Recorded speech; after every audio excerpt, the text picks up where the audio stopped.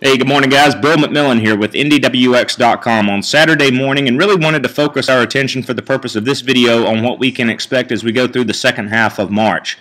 Before we do that, though, the first week or so has been warmer than average across a large portion of the Midwest and Great Lakes. Officially, however, Indianapolis is running about half a degree below normal month to date, and this doesn't include what we saw yesterday. As we look ahead, and we've been discussing at least what we think is the main driver in the weather pattern this time of the year, or at least has the most influence, if you will, on our weather pattern, and that's the NAO, or the North Atlantic Oscillation. As you can see here, forecast to remain negative really into late March, and with that it's going to be difficult to get any sort of warmth relative to average with staying power over the next couple of weeks, I think. And the European ensemble, this is a 5-day snapshot off of the hemispheric view here, courtesy of weathermodels.com. We put this into motion, and you just see how, yes, there are a couple of opportunities for some brief warmth to get into the Ohio Valley over the next couple of weeks, but for the large, majority of the time, we're dealing with this broad-scale trough and associated colder than average weather pattern. CFSV2 has really been abysmal lately. It tried to paint a blowtorch pattern. That obviously is not going to come to fruition, and it's since backed away from that as well. So we've got widespread cold across the north central. I think in terms of the greatest confidence as we go through the next 2 to 3 weeks, it would be across the north central plains where cold will continue to dominate, and then obviously across Texas where it's just been so dry. We're going to really have to keep our eyes out for the potential of early season summer warmth to build down there with that dry ground. And looking at the weeks 3 and 4 time frame, again, not a whole lot of change with what we just told you. North Central Plains continues to be the spot where cold will be the most extreme relative to normal and prolonged. And then across the South Central, that seems like is going to be the breeding grounds for early taste of summer as we go through the next few weeks. So we'll go in here now and take a look at the surface temperature anomalies here. First, we'll start with the European ensemble.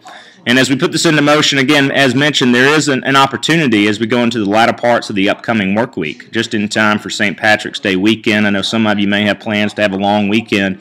It will warm up as we go through the latter parts of the upcoming work week. But as we put that into motion, notice how that gets beaten back down, and cold kind of just overwhelms the pattern again with that negative NAO in place. Really hard to disagree with that.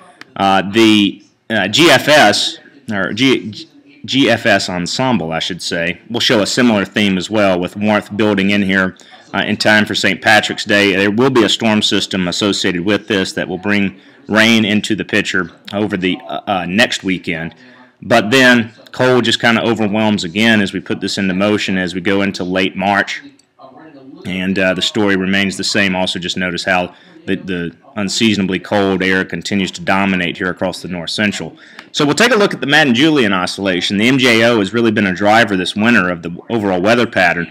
Unfortunately, though, it's forecast to go into the null phase here as we go into over the next couple of weeks, and that's kind of a musha signal, if you will, for us. So it really reiterates the importance of that NAO, I think, and the overall impact it'll have in that negative state as we go through the next 2 to 3 weeks with colder than average conditions overall. But notice how as we get towards the end here, there's the potential that this the MJO kind of just shoots across to phase 6 and 7. Well, in March and into April by that point, phases 6 and 7 are rather,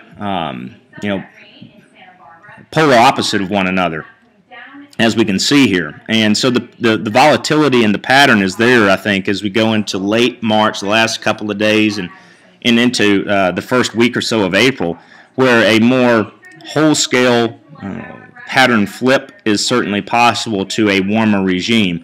I think it's just going to be like pulling teeth to get out of this negative NAO and the impact it's going to have on our region for the next 2 to 3 weeks. But after that, as we get into the last couple of days of the month and into April, the overall weather pattern certainly, I think, favors a warmer than average look for our part of the country. Guys, just some thoughts here on a Saturday morning. We'll review those as we go through the next couple of weeks, as always. And in the meantime, make it a great weekend. Enjoy the sunshine today. It's actually going to be pretty nice after we dealt with the frosty start to the day.